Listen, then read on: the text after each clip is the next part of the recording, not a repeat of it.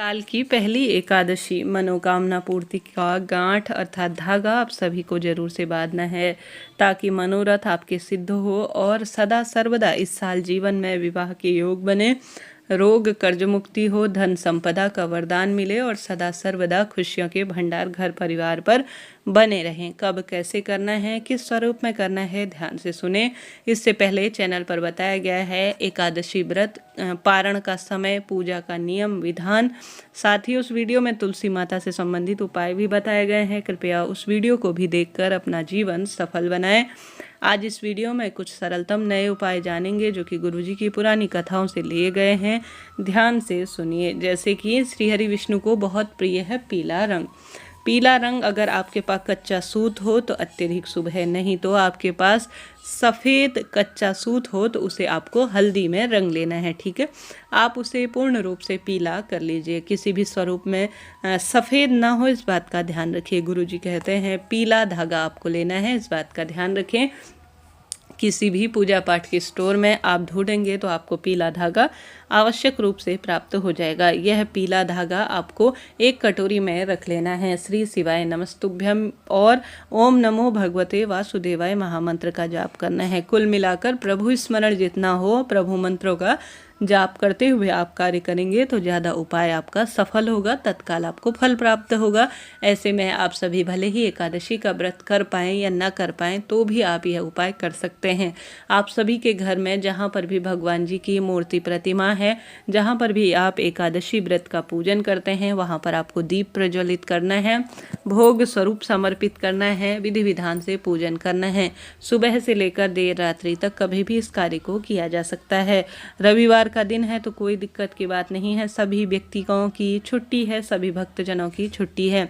ऐसी स्थिति में आप भगवान जी के सामने दीप प्रज्वलित करें, उनका धन्यवाद करें और जो धागा है उसे एक कटोरी में रखें। उसके बाद आप सभी ओम श्री विष्णवे नमः या ओम नमो भगवते वासुदेवाय इस महामंत्र का निरंतर जाप करते हुए, प्रभु स्मरण करते हुए, जो आपने मनोकामना पूर्ति का जो धागा लिया है उसे आप विवाह की इच्छा, पुत्र प्राप्ति की इच्छा, रोग कर्ज मुक्ति और जो आपके कर्ज है, धन संपदा की परेशानी है या जो भी आपके परेशानी है, उन सभी के लिए आपको यह उपाय करना है। आप सभी को धागे में 7 गांठ लगा लेनी है। ठीक है, पीला धागा आपको लेना है, उसमें आपको 7 गांठ लगा लेनी है। 7 गांठ आपको लगानी है, कटोरी में रखकर आपको छोड़ देना है।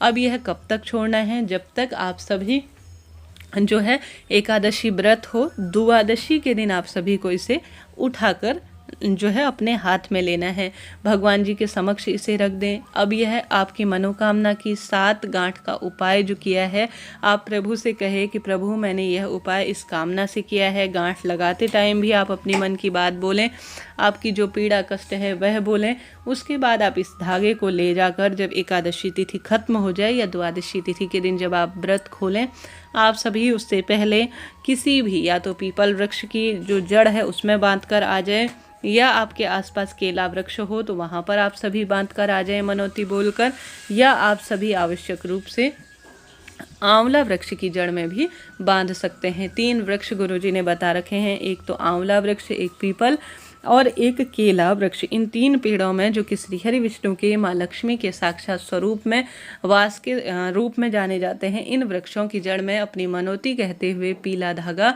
आपको बांधकर आ जाना है। निरंतर प्रभु का वंदन करें, ध्यान करें, भूल चूक के लिए क्षमा प्रार्थी होते हुए अपने मन की बात कहें। फिर देखिए जीवन कैसा बदलता है, रोग दोष संकट कैसे कटते हैं। यह सरल सा उपाय आपके जीवन में आपको सब सुख प्राप्त करवाने में सहायक होगा। कर कर देखिएगा, देर रात्रि तक भी करेंगे तो भी आपको लाभ मिलना ही है। वीडियो आपके लिए मददगार रहते हैं तो कृपया चैनल को लाइक करें, शेयर करें, सब्सक्राइब करें और कमेंट्स बॉक्स में जय श्री हरि विष्णु लिखना ना भूलें।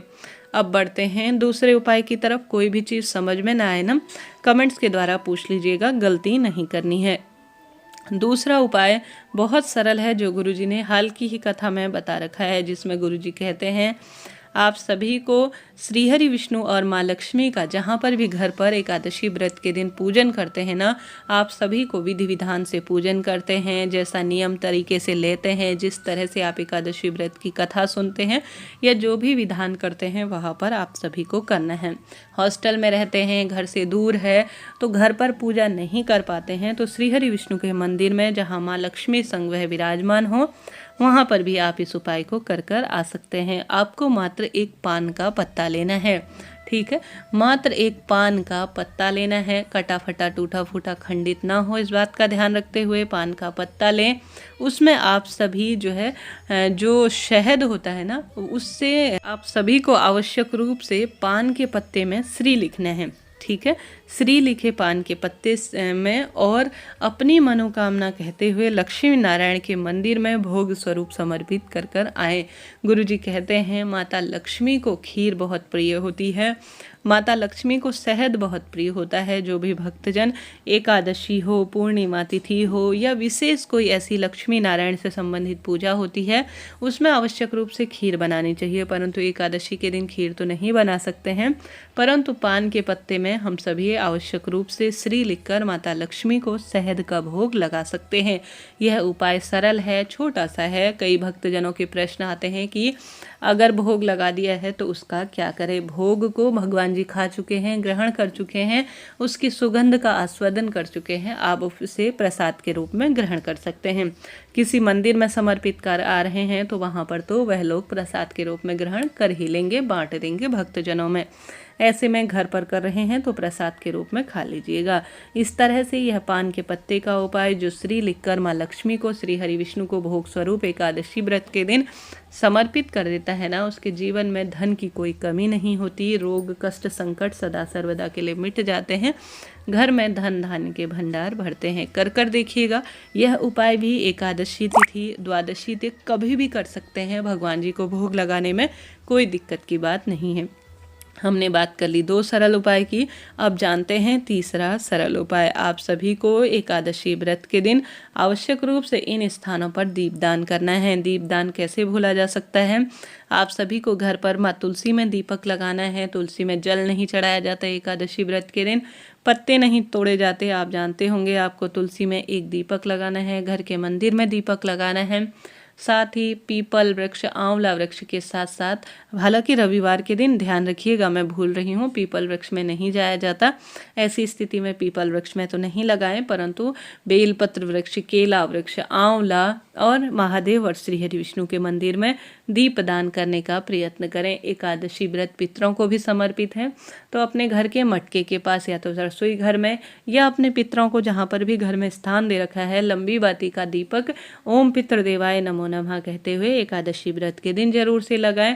महादेव के शिवलिंग में 3 बार स्वधा स्वधा स्वधा बोलकर आपको जल समर्पित करना चाहिए एकादशी व्रत के दिन। इस तरह से उपाय थे। कृपया आपसे अनुरोध है, पुराना वीडियो जो पहले दिन में अपलोड किया है उसे भी देखिए, वह भी बहुत उपयोगी आपके लिए रहेगा। हर हर महादेव।